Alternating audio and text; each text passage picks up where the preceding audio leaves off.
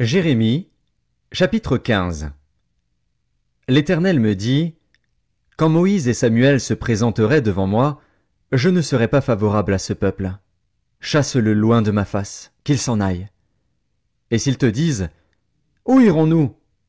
Tu leur répondras, ainsi parle l'Éternel, à la mort ceux qui sont pour la mort, à l'épée ceux qui sont pour l'épée, à la famine ceux qui sont pour la famine, à la captivité ceux qui sont pour la captivité.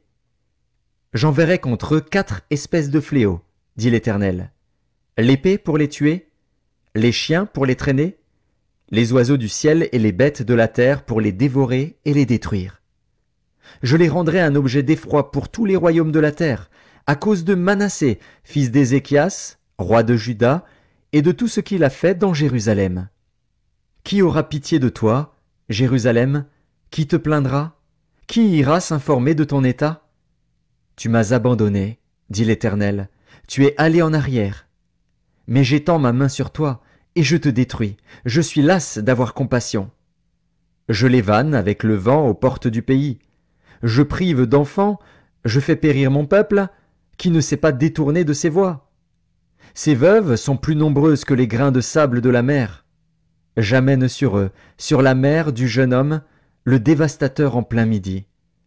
Je fais soudain tomber sur elle l'angoisse et la terreur. Celle qui avait enfanté 7 fils est désolée, elle rend l'âme. Son soleil se couche quand il est encore jour. Elle est confuse, couverte de honte. Ceux qui restent, je les livre à l'épée devant leurs ennemis, dit l'Éternel. Malheur à moi, ma mère, de ce que tu m'as fait naître, homme de disputes et de querelles pour tout le pays. Je n'emprunte ni ne prête, et cependant tous me maudissent. L'Éternel dit, certes, tu auras un avenir heureux. Certes, je forcerai l'ennemi à t'adresser ses supplications, au temps du malheur et au temps de la détresse. Le fer brisera-t-il le fer du septentrion et l'airain?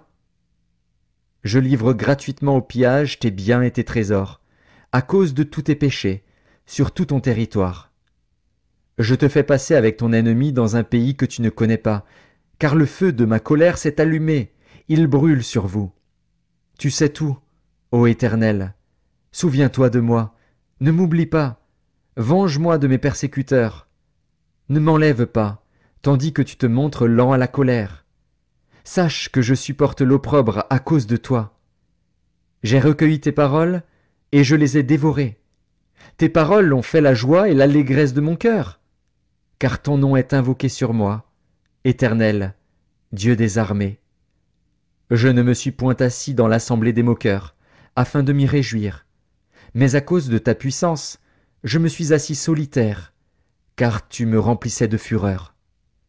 Pourquoi ma souffrance est-elle continuelle? Pourquoi ma plaie est-elle douloureuse, et ne veut-elle pas se guérir? Serais-tu pour moi comme une source trompeuse, comme une eau dont on n'est pas sûr?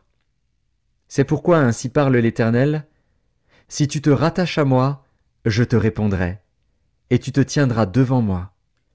Si tu sépares ce qui est précieux de ce qui est vil, tu seras comme ma bouche. C'est à eux de revenir à toi, mais ce n'est pas à toi de retourner vers eux. Je te rendrai pour ce peuple comme une forte muraille d'airain.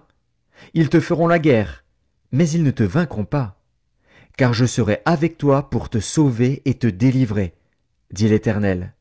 Je te délivrerai de la main des méchants, je te sauverai de la main des violents.